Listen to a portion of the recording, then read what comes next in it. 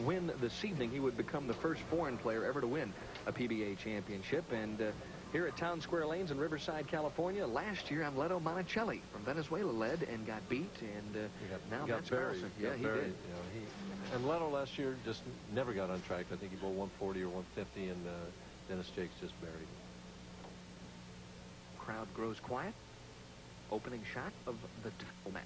And we're going to see a much straighter style with Mats Karlsson. He's going to go down the boards. He's not going to be looping. He'll be playing much to the right of Dave Husted. He'll be playing between that second and third arrow. Maybe closer to the second arrow in his left lane. And that's the way to start.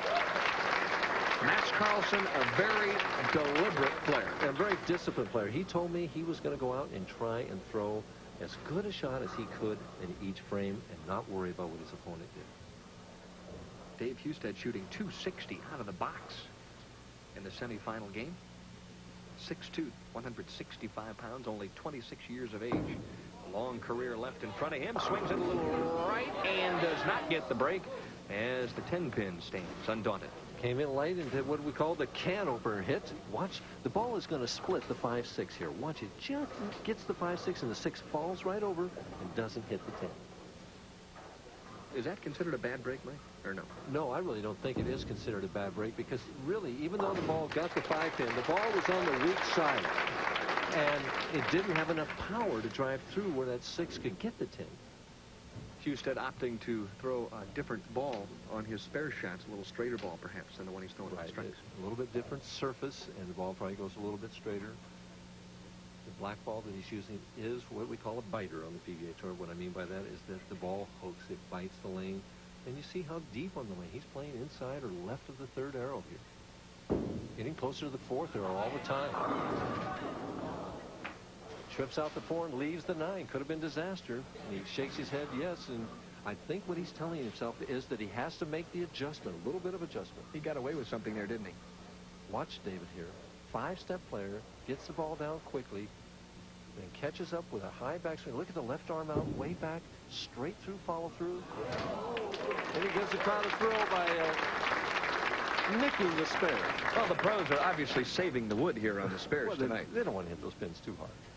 I'll tell you right now, it's important for Mats Karlsson to get out ahead, at least in my opinion. If he wants to win his first PBA title, he needs to get out ahead of Husted and put some pressure on David, because David is just brimming with confidence. Mats Karlsson bowling out of Gothenburg, Sweden. He's the old man on the telecast at 29. Come on, Mike. For the double. Has it.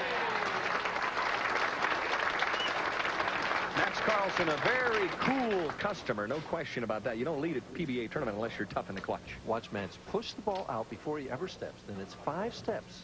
And somehow, without going fast, he manages to catch up. At the top of the swing, he twists that ball around. Long slide. Good follow through. Left arm out for balance.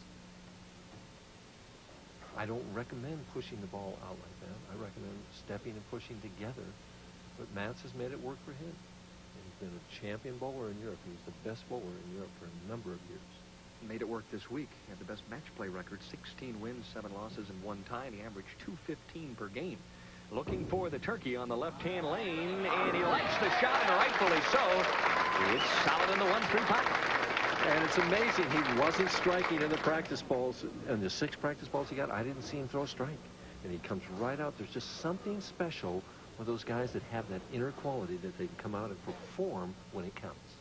Dave Husted, who struck 10 times in the semifinal game, needs one desperately here to get back on track. And he's perfect. He's not daunted by that turkey that he's staring at. He is just full of confidence, and he knows that he can still win this match easily. He asked for a re-rack on lane 45. This tournament very, very close indeed between Karlsson and Husted to lead the event. Last night, the position round game, David trailed Mats Karlsson by only 43 pins. So had he won last night by 14 pins, he would have been the top-seeded player. And with 2 games to go, he was the leader. Karlsson caught him in the next to last game and won the final game to claim the #1 position. Dave, in round number 5, averaged a blistering .231 to take the lead in this tournament, but Mats wrestled it back late last night. looking for the double. Gave it plenty of room, and it is enough as the ball came charging back. So Husted answers with a double of his own, and Karlsson leads by 11.